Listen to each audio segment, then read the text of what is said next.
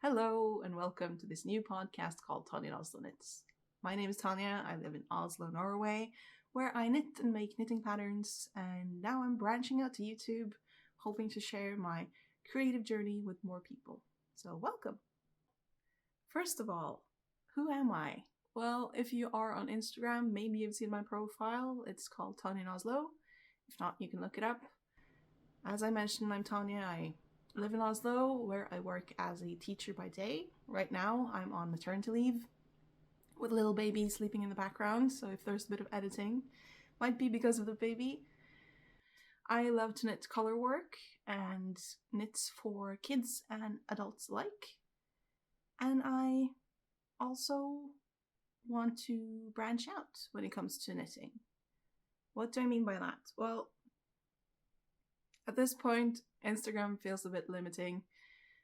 I feel like I can only share my own knits, and I also feel like people aren't seeing more than fragments getting me in their feeds every once in a while, depending on these algorithms. So I decided that this kind of podcast format might help me explore more knitting, more different kinds of knitting than what I've been doing so far.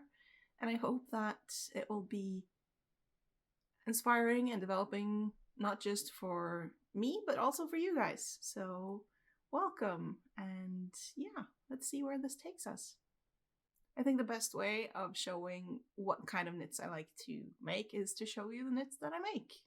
So we can start off with what I'm wearing.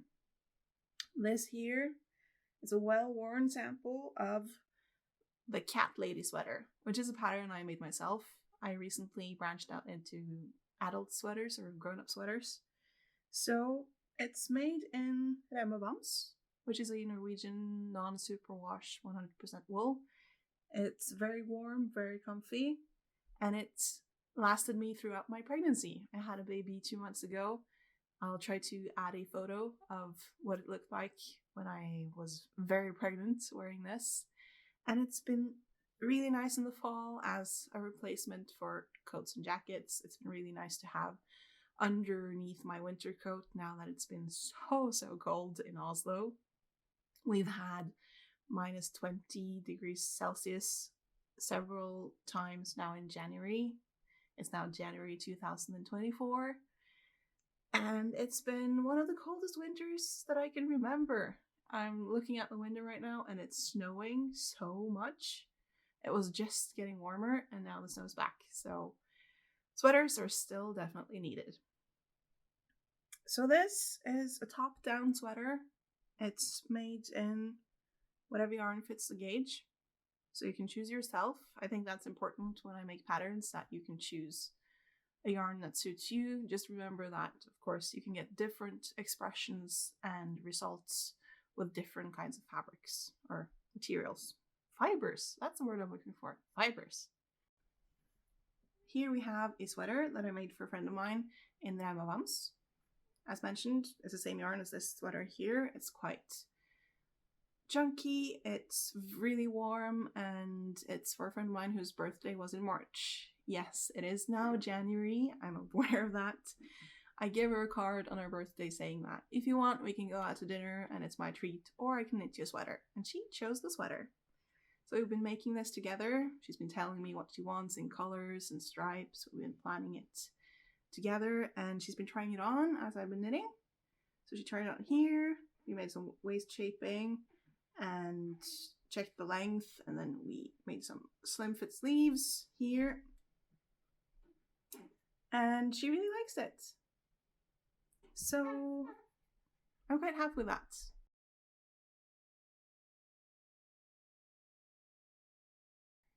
That was a sweater for grown-ups. Now I'll move on to some kids knits that I made recently. I don't have that much knitting time compared to what I usually have, so there's not that much to show so far this year, but we'll see what I have. This here will be known as the Brachiosaurus mittens, I think. It's a children's pattern. Children's mittens with dinosaurs on them. And you can see this little detail here. There's a little footprint on the thumb. And I made these for a 4-year-old, almost 4-year-old. who is right now quite angry at any carnivore animal who will eat other animals. He thinks that's quite cruel. So I already have a pattern with raptors on them, but they of course eat meat. They eat other animals. So he wanted a plant eater, which is what you have here. This is made in the Rauma Finull, which is also a non-superwash 100% Norwegian wool. Feels a bit rough. It's not a love-hate yarn for me, but it's kind of an on and off yarn because sometimes I feel like the yarn can be unevenly spun.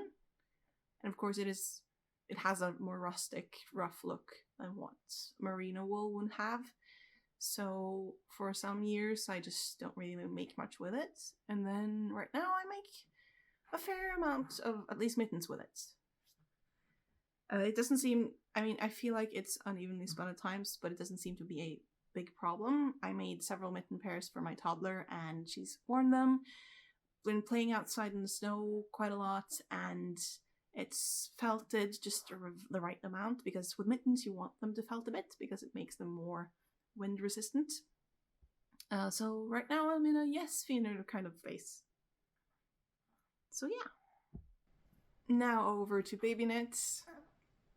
This here is a little cardigan, cable cardigan that I made for my baby. And this will turn into pattern next fall of 2024. And I'm making it in, well, this one is in Gepard yarn. Is it Eco Cashmere Vintage? I think that's the name. It's super soft. And what I love about it is that it feels a bit like a strand of merino while you're knitting with it, just softer. But it has a kind of, not sturdiness, but kind of full thread rather than seeming like it's several different threads in one yarn. Yeah, I just really like it, and it's super soft and it's lovely, and it stretches out quite a bit while the baby's wearing it, so you don't feel like you're kind of pushing your baby into a straitjacket or anything. So yeah, I think it turned out well. White has not been a problem in the smallest size. I will make it for toddlers as well, then I might go for, I think my toddler would want pink, so I might have to knit a pink one as well. That is a DK weight wool. I think that's very nice, or DK weight yarn since it's cashmere. And I think that's a very nice kind of thickness to work with for kids. It just gets that right thickness for Norwegian weathers, pretty much. Another finished project of mine. This has not been soaked yet. That's the next step. This is a test knit. This is in a region called the Fredagsbalaclava by Aftenstrikk, and this is the smallest size at this point.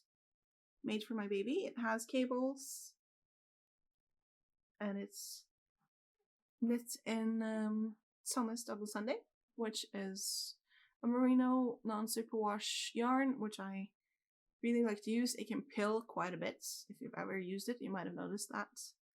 But I think it's worth pulling out the lint remover for it because it makes a really soft, lovely garment for a kid.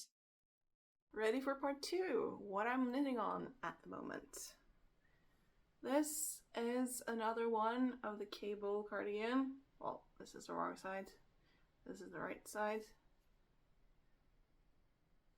It's still nameless. Let me know if you have any good suggestions in the comment section. It's also made in Gepard Yarn's Eco Cashmere Vintage. This is color number 106. And here you can see maybe a bit more clearly how lovely the yarn is. It's super lovely and so soft and so comfortable. I would want to make one for myself, but it would be incredibly expensive. I know this is not a very affordable yarn, so of course I want the pattern to also be DK merino friendly, baby friendly wool basically. This is made in Dale Merino 22, which I finished last year sometime. Oh, it's a bit dusty, but it needs a wash. So another project I'm working on is this here. This is going to be a neck warmer. if you have kids in Scandinavia and you need warm clothes, and for kids a scarf won't really do when they're on the playground or if they're in kindergarten, daycare, call it what you like. And this is colorwork, which I of course am a fan of. And this, it doesn't really show yet what it's going to be, but it's going to be a new pattern, and it will have a car pattern. These cars driving around, and it fits the weather really well today because here we have this little snowstorm going on. At least that's what it's supposed to be. And you'll have cars trying to get by in the snowy weather. If you've been in Oslo in January 2024, you know that's not the simplest thing. So this is made in Sandnes Double Sunday. Lovely merino, very pilly merino. But for the neck warmers, I don't find that to be a very big problem. If you're knitting a sweater in this yarn, it will pill after just a wear or two for kids, at least active kids. So you need to have a good relationship with your lint remover if you want to make sweaters in this. But I still think it's a lovely yarn to use. I mean, Rauma Vams, it pills as well. You can see it a bit here. There's some pilling going on. But overall, it's worth it to have these lovely natural fibers in our wardrobes. At least I think so. Now on to my guilty conscience. Let's see here. This is the baby blanket that I was kind of hoping I would finish 2 months ago. That's the wrong side. This is the right side.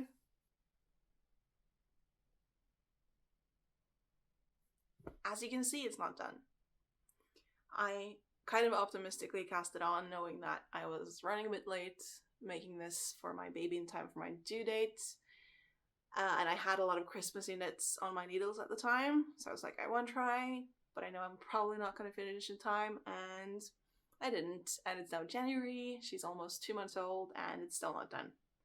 We have other blankets, so her woolly needs are covered, but I want one that she can have in her stroller if she's having a nap once we're out going for a walk. And in daycare in Norway, it's quite common to let the babies have their naps in the stroller. And for the in-between seasons, like the spring and the fall, having woolly blankets is a very good thing to have. But this is a pattern that I already released a couple of years ago. It's called, let's see, it's a teddy blanket. As you can see, there's a teddy here. And it's a super simple make. It's just knitting and purling and then slipping stitches for this neat edge at the beginning. That's it. And I'm making it in not Double Sunday, but Sandnes Sunday, and I'm holding it double instead.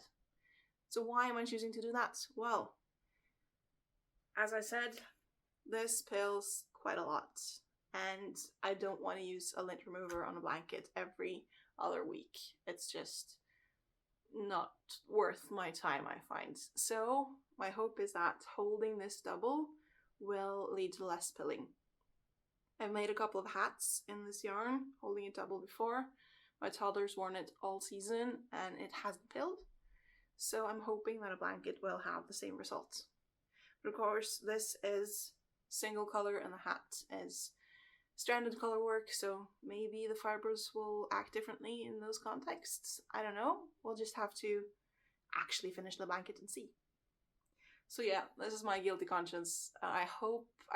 Of course, I did hope to finish this in January. It's now only a few days left of January, so I don't think I'll finish it yet, but hopefully, the beginning of February is when it's done. Fingers crossed. Yeah. So, was that it? Yes. Okay, so that's what I had time for today.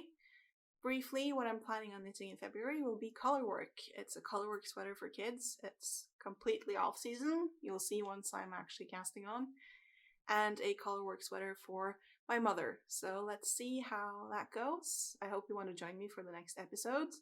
Then I'll also update you on how much yarn I've used so far this year, counting finished projects only, and how much yarn I've purchased.